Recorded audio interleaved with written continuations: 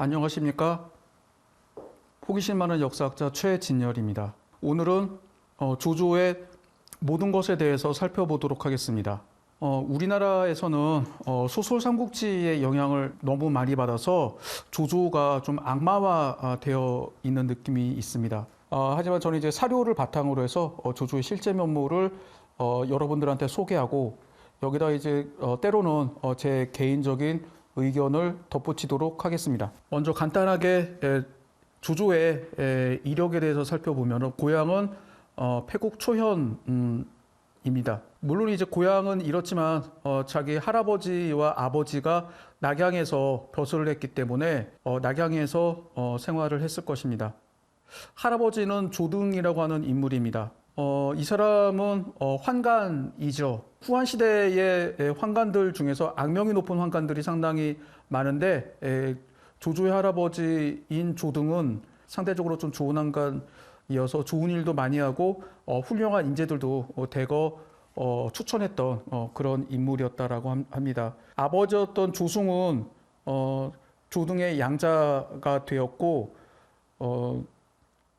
양아버지로부터 수많은 재산을 물려받았습니다. 영재가 공개적으로 매건매직을 할 때 태위라고 하는 벼슬, 조선시대의 영의정, 그리고 지금 우리나라의 국무총리에 해당하는 벼슬을 1억 전의 돈을 주고 샀다라고 합니다. 조조는 할아버지와 아버지 덕분에 벼슬길이 비교적 순탄했다라고 할 수 있겠습니다. 그리고 한때에 황건적의 난을 토벌하는 데에도 참전했었고 그때 공을 세워서 지방관을 역임하는 등 비교적 이제 순탄한 삶을 살았습니다. 조조는 동탁을 토벌했던 반동탁 연합군에 합류해서 같이 이제 동탁을 토벌하기 위해서 노력을 했는데 그 반동탁 연합군의 맹주였던 원소나 다른 지방관들이 동탁과의 싸움을 피하려고 했던 데 반면에 조조는 비록 패했지만 동탁의 군대와 싸웠던 전력을 가지고 있습니다. 그래서 일부 학자들은 조조가 비록 전쟁에서 패했지만 수많은 사람들로부터 인심을 얻었다라고 보기도 합니다. 조조는 이제 반동탁 연합군에게 같이 함께 협공을 하면은 동탁의 군대를 이길 수 있다라고 하는 전략을 구상을 했는데 당시에 조조가 제시했던 전략을 보면은 조조가 상당히 뛰어난 전략가라고 하는 점을 알 수 있습니다. 원래 다른 반동탁 연합군에 참전했던 여러 지방관과 달리 조조는 이 당시 지방관이 아니었기 때문에 지역 기반이 없었습니다. 그리고 처음에는 원소 밑에 있는 부하 정도에 불과했는데 원소의 추천 겸 동군태수가 되면서 점차적으로 자기 세력을 확대할 수 있는 기반을 얻게 됩니다. 당시 동군을 비롯한 연주 지역에는 황건적의 잔당들이 여기저기 떠돌아다니면서 약탈을 하고 있었는데 당시 연주를 총책임지고 있었던 연주자사 유대는 이 황건적들과 싸우게 됩니다. 그러나 황건적에 패해서 전사하고 말았습니다. 이때의 우두머리였던 연주자사가 죽게 되자 그 밑에 있던 부하들이 임시적으로 우두머리로 추대했던 사람이 바로 조조였습니다. 연주라고 하는 지역은 낙양의 동쪽에 있는 지역이었는데 여러 군웅들이 이 연주 지역을 엿보게 됩니다. 그래서 공손찬, 원술, 여포 등이 연주를 차지하기 위해서 연주를 공격했었고 한때 조조는 처음에 이제 패하면서 연주를 뺏길 뻔한 위기에 처하기도 했지만 이런 세력들을 전부 다 제거하게 되고 연주를 확실하게 자기 땅으로 만들게 됩니다. 그 이후에 조조에게 찾아왔던 기회를 놓치지 않고 결국은 이제 한 번의 기회를 차지하게 되면서 조조가 전국적인 인물로 부상하게 됩니다. 조조가 잡았던 기회는 헌제의 귀환이었습니다. 동탁 때문에 억지로 장안으로 끌려갔던 헌제는 장안을 탈출해서 낙양으로 돌아오게 됩니다. 이때에 좋은 말로 말하면 헌재를 받아들였던 사람이 바로 조조였습니다. 조조가 헌재를 모시고 있다라고 하는 점이 여러 지역에 알려지게 되면서 조정에 귀환하는 사람들도 많아지게 되고, 그러면서 조조가 점차적으로 이제 각 지역에도 영향력을 행사하게 됩니다. 조조는 연주에 있던 시기에는 이기기도 하고 지기도 하는 등 좀 어려운 생활을 하긴 했지만, 나중에 이제 조조의 승패를 모두 합산하게 되면은 상당한 전적을 거두게 됩니다. 59승 8무 7패에서 승률 79.7%를 기록하게 되는데, 이 승률 79.7%는 여러 군웅들 중에서 손견과 손책을 제외하면 세 번째로 높은 그런 승률입니다. 조조가 화북 지방을 통일할 수 있었던 주요 원인은 자기 자신의 뛰어난 지략과 지휘력이 있었고, 그 다음에 조조를 도왔던 순욱, 순유, 곽가 등 여러 모사들의 조언과 이를 받아들였던 포용력도 있었습니다. 원술, 여포, 유비 등 세력을 제압한 다음에 후에 하북 지역을 장악한 원소와 승부를 겨루게 됩니다. 비록 관도의 전투에서 승리를 하기는 했지만 원소의 영토를 점령하지 못했었는데, 원소의 아들들이 원소의 자리를 두고 서로 다투는 바람에 이런 계승분쟁을 이용해서 손쉽게 원소가 지배했던 하북 지역을 차지하고 화북 지역 전체를 통일할 수 있었습니다.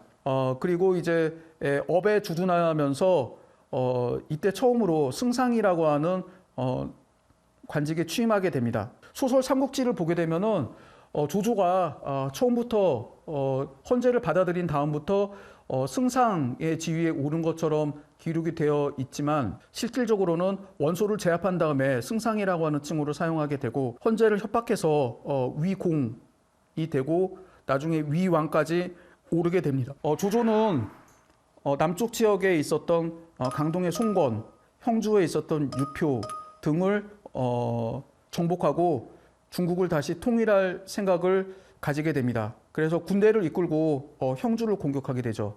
이때 때마침 유표가 병들어 죽게 되고, 유표의 뒤를 이어서 형주를 차지했던 유종이 조조에게 항복하면서 조조는 손쉽게 형주를 차지하게 됩니다. 물론 이때의 형주를 방어하기 위해서 형주의 북쪽 신야 지역에 주둔했던 유비는 조조의 군대에 패해서 남쪽으로 도망가게 되죠. 그리고 강동에 있었던 송공과 손을 잡아서 조조에게 대항하게 됩니다. 그리고 이 두 세력은 적벽 또는 오림이라고 불렸던 지역에서 전투를 벌이게 됩니다. 소설 삼국지에서 적벽대전이라고 하는, 적벽에서 싸웠다라고 하는 그런 식으로 기술하는 바람에 적벽대전이라는 명칭이 좀 더 익숙합니다. 조조의 패배를 가렸던 삼국지 무제기에서는 이때 조조의 군대가 처음에 주유의 군대가 싸우다가 잠깐 패하긴 했지만, 여전히 이제 대치하고 있는 와중에서 조조의 진영에 전염병이 발생하게 되면서 결국은 전쟁을 포기하고 되돌아왔다라고 합니다만, 아마 이는 진수가 조조의 패배를 그대로 기록할 수 없었기 때문에 애둘러 표현했다라고 생각합니다. 그리고 실제 상황을 보게 되면은 주유의 부하였던 황계가 이끄는 군대가 조조의 수군을 화공법으로 완전히 격파하게 되고, 그래서 이제 수군과 육군을 격파하게 되면서 조조가 큰 패배를 겪게 되었을 것으로 보는 게 합리적인 방법일 것입니다. 조조와 송건 세력은 합비와 소호 사이에 있는 지역에서 여러 차례 전쟁을 벌이게 되지만, 이 두 사람의 전쟁, 이 두 군대의 전쟁은 무승부로 끝나게 되고, 조조는 더 이상 영토를 확장하지 못하게 됩니다. 조조의 능력은 이런 군사적인 능력뿐만 아니라 다른 부분에서도 이제 능력이 있었다라고 할 수 있죠. 대표적인 게 소설에서는 잘 부각이 되진 않습니다만, 타지를 떠돌아다니고 있었던 농민들을 정착시켜서 농업에 종사하는 정책을 취하게 됩니다. 그 학술적인 용어로는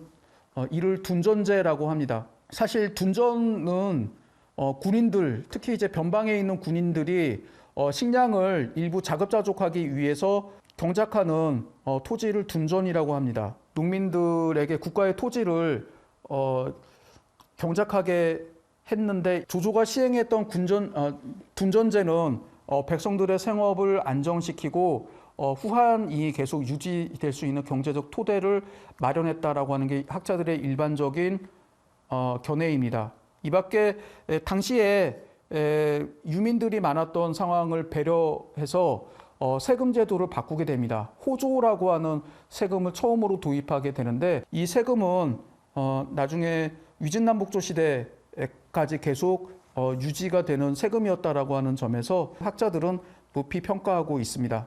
그 다음에 조조는 이제 당시에 인사제도를 혁신했는데 유재시거라고 해서 재능이 있는 사람들을 등용한다라고 하는 인사제도입니다. 일부 지배층들이 자신네들이 만들어 놓은 정치적인 평판, 정치적인 여론을 통해서 만들어진 이런 인사기용이 아니라 실제적으로 이제 능력만 보겠다라고 했던 거죠. 이를 통해서 중용이 됐던 대표적인 사람이 곽가라고 하는 사람입니다. 그런데 이 곽가조차도 원래 이제 그 평판조회가 상당히 나빴기 때문에 사람들이 이제 등용하지 말자라고 했었는데 그럼에도 불구하고 조조는 곽가의 재능을 믿고 곽가를 중용했었고 곽가의 조언 덕분에 조조가 손쉽게 그 여러 군웅들을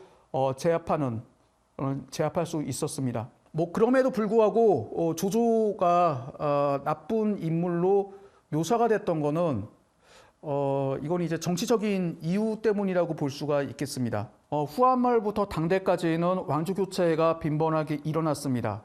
그리고 중국에서는 이 왕조가 교체가 될 때 먼저 이제 권력을 장악한 힘 있는 신하가 허수아비로 전락한 황제를 협박을 해서 황제 자리를 내놓으라고 하죠. 그런 다음에 대외적으로는 두 사람이 전 왕조의 마지막 황제와 새로운 왕조의 첫 번째 황제가 그 황제 자리를 물려주는 형식의 의식을 벌이게 됩니다. 이처럼 평화적인 정권 교체를 통해서 왕조가 교체되는 방식을 선양이라고 합니다. 이런 선양이라고 아름답게 포장되었던 이런 찬탈, 황제 자리를 뺏는 이런 행위가 계속 지속이 되었던 이런 상황에서는 조조처럼 전 왕조의 황제를 협박하거나 황제 자리를 뺏었다라고 하는 것 자체가 큰 비난의 대상이 될 수는 없었습니다. 그랬는데 이런 상황이 바뀌게 됐던 거는 송나라 이후부터입니다. 송나라, 구체적으로 북송은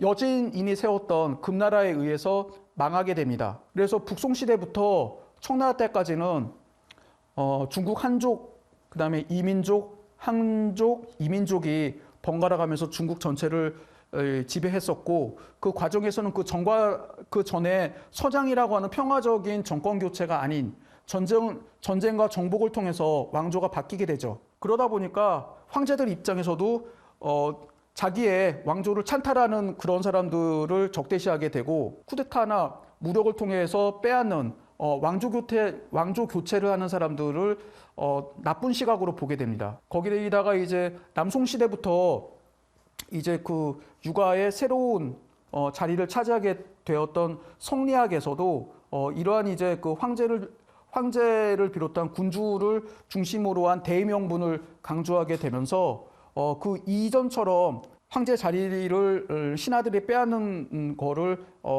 이제 그 도덕적 혹은 정치적으로 나쁜 식으로 몰아가는 사회적인 분위기가 형성되면서 조조에 대한 평가도 바뀌게 됩니다. 조조가 나쁜 사람이라고 하는 이미지를 나관중을 비롯한 소설 삼국지의 저자들이 소설이라고 하는 이런 문학을 통해서 점차적으로 대중에 확대되었다라고 할 수 있습니다. 그래서 우리나라 사람들 중에서 삼국지에 대한 내용을 알고 있는 거의 대부분의 사람들이 조조를 싫어하고 그 조조의 반대편에 섰던 사람들, 유비를 정통으로 인식하거나 유비를 호의적으로 보는 이런 사고방식은 소설의 영향 때문입니다.